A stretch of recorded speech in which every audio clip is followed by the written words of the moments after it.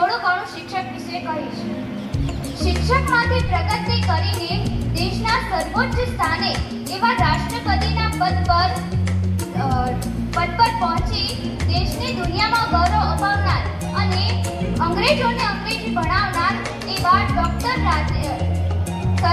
Doctor રાધેકૃષ્ણને નમસ્કાર કરું છું અને અહીંયા ઉપસ્થિત સર્વે ગુરુજનોને મારા નમસ્કાર.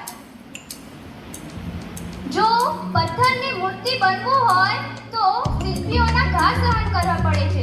જો પથ્થરની મૂર્તિ બનવું હોય તો શિલ્પીઓના ઘાને સહન કરવા પડે છે.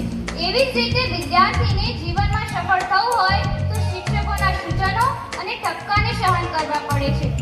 માં અને મોસળ પછી જો બાળક સૌપ્રથમ કોઈની સાથે જોડાતો હોય તો તે છે શાળા અને શિક્ષક.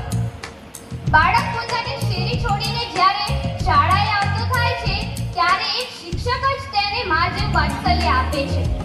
તમે ડોક્ટર કે પ્રોફેસર બની શકો છો, પરંતુ તમારે માસ્ટર એટલે કે માના સ્તર સુધી પહોંચવા એક શિક્ષક જ બનવું પડે છે.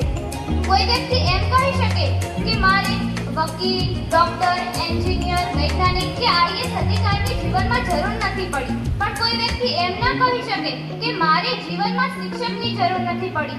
આથી જ આપણને સમજાય છે કે આપણા જીવનમાં શિક્ષકોનું કેટલું મહત્વ રહેલું છે. સર્વે ગુરુજનોને વંદન કરી અને તેમનું આજીવન ઋણ સ્વીકારીને હું અહીંયા મારી વાણીને વિરામ આપું છું. જય ગુરુદેવ ભવ.